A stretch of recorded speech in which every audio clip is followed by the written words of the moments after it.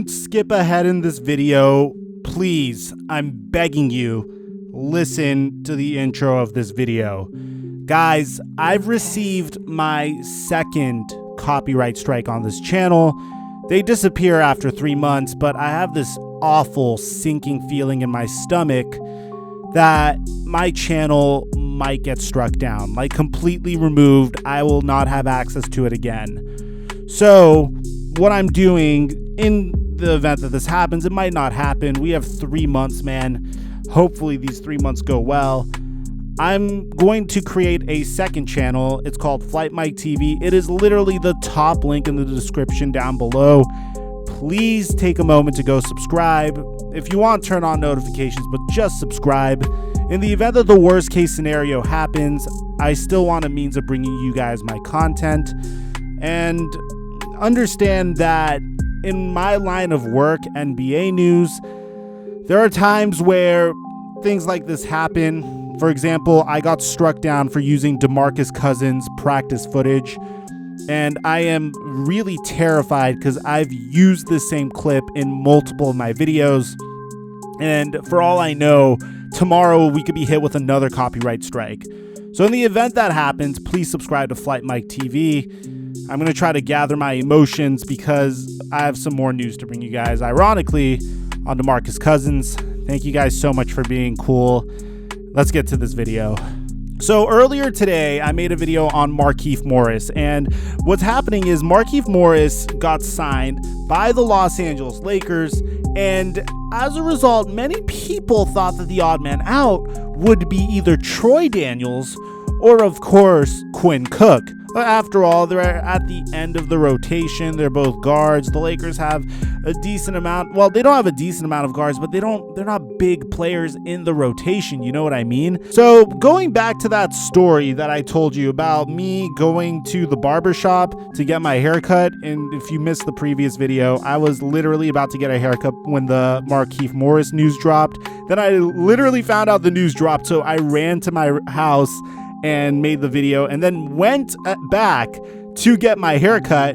And while I'm in the barber chair, as I'm getting my cut, as I'm getting my fade, I find out the Lakers waived DeMarcus Cousins. So immediately, the very first thing I do is I post onto Instagram, what do you guys think of this? And for the most part, a lot of you guys had a ton to say about why DeMarcus Cousins got released.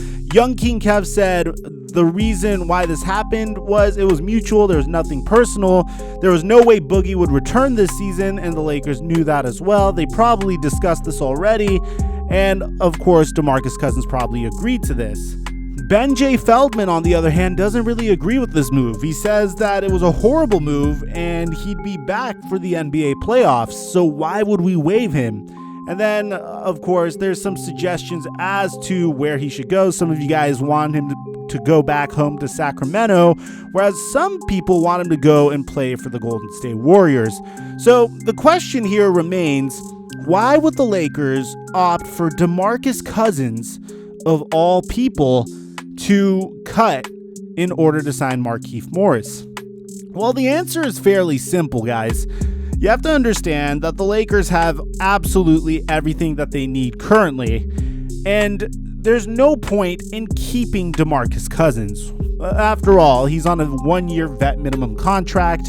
He's set to be a free agent this offseason, and he could provide virtually no value to the Lakers from this point on. Now, I know what you guys might be thinking, and I know what you guys might be saying, and even Adrian Wojnarowski tweeted this via Ramona Shelburne, and said that DeMarcus Cousins hopes to recover from his ACL injury and return in time for the playoffs. But we've said this many times. Why and how will DeMarcus Cousins return if Klay Thompson sustained an injury even earlier and he was not able to return yet? That doesn't make any sense. DeMarcus Cousins' ACL tear was in August, whereas Klay Thompson's ACL tear was in June. So how could DeMarcus Cousins return even sooner? And even if so, bro, regular season, like the way the NBA season goes is in the very beginning of the season, players are knocking off the rust. You know, they're not playing to their fullest potential. Then as the season progresses on, they start getting more and more into the flow of things until after All-Star break. That's when we see some of the best basketball played. And that's when the intensity goes up, and this carries on all the way over to the NBA playoffs. So I have two questions for you. Well, the first question is, how's DeMarcus Cousins supposed to recover in time for the NBA playoffs? But my second question to you is, even if he does recover for the NBA playoffs, you saw how he was for the Golden State Warriors last year in the NBA playoffs. What makes you think that he's going to be able to keep up with that level of basketball? So there's a couple of things that we have to take into consideration, but even furthermore, more reasons why the Lakers would release DeMarcus Cousins. Bro, they are loaded at the big man position. They have Dwight Howard that easily filled the role that DeMarcus Cousins was supposed to fill as the backup center of the Los Angeles Lakers. They have JaVale McGee that could also pretty much fill the same exact Dwight Howard-esque role. They have Kyle Kuzma, who could either be a power forward or a small forward. He's probably going to move over to small forward a little bit more now that Markieff Morris is there and stretch the floor. But they also have Markieff Morris, who's primarily a power forward. If they really wanted to get cute with it and play small ball, you can move him to the center position to stretch the floor as well. The thing is, why would the Lakers waive healthy players like Quinn Cook and Troy Daniels for a chance of getting a DeMarcus Cousins that clearly isn't what he used to be? It just doesn't make much sense. So, ergo, why the Lakers would go ahead and cut DeMarcus Cousins. Now, the next question is, who should take a chance on DeMarcus Cousins? Who should sign DeMarcus Cousins? Should DeMarcus Cousins even try to return to the NBA this season? Is there any point?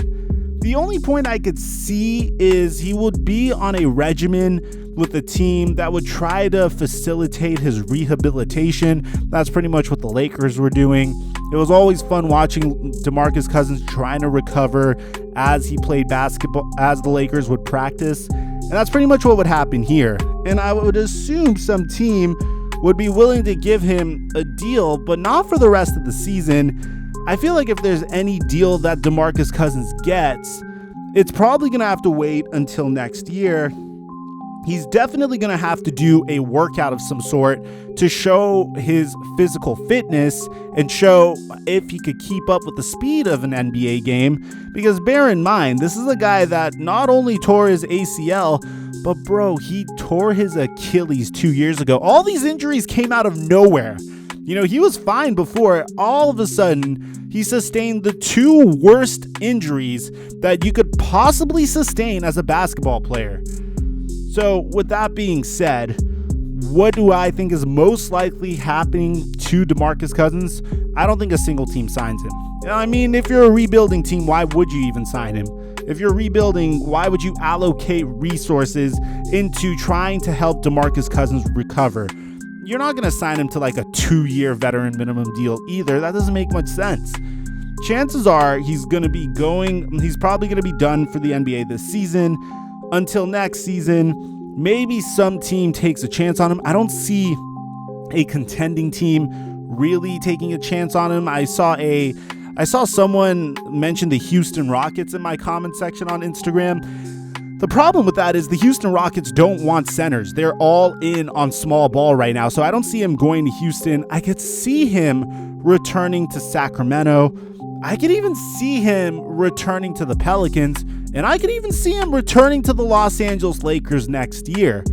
I feel like this waiving is only because there's no value that DeMarcus Cousins could bring in for this year, and there is a possibility for him to bring in value next year. So if that's being said, I believe what's most likely going to happen is that's it for DeMarcus Cousins news for this year. But those are my opinions, guys. I would really like to get your opinions in the comment section down below. I've been really enjoying featuring your Instagram comments on YouTube, by the way, because it gives me an opportunity to literally get the news out to you as soon as I hear it, get your opinions on it. And while I'm editing my YouTube videos, I'm able to get your comments in, and you guys like seeing those shout outs, so I love giving them to you guys. So make sure you're followed on my Instagram. It's at TheFlightMike, so you could possibly get those in the future as well. And guys, from the bottom of my heart, I don't beg. I never, ever beg, but please subscribe to my backup channel just in case, man. I love doing this too much for it to be taken away from me. I'm your boy, TheFlightMike, and I'll catch you guys in the next episode, hopefully on this channel.